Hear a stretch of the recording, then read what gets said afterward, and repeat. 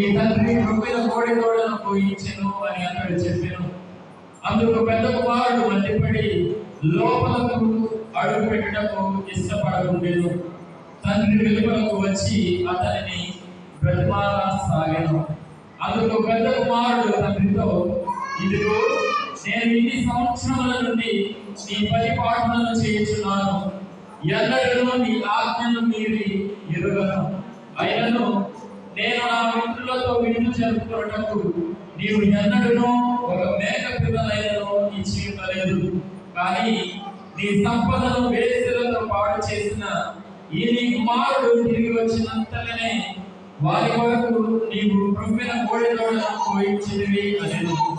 తండ్రి అందులకు బదులుగా, కుమారా, నీవు ఎల్లప్పుడూ నాతో ఉన్నావు, నాకు ఉన్నదంతయు నీదే కదా. మనము విందు చదువుకున్న ఇంతమే, ఏదైనా చనిపోయిన నీ తమ్ముడు తిరిగి బ్రతికెను, తప్పిపోయిన వాడు మరలా దొరికెను అని అతనితో చెప్పాను.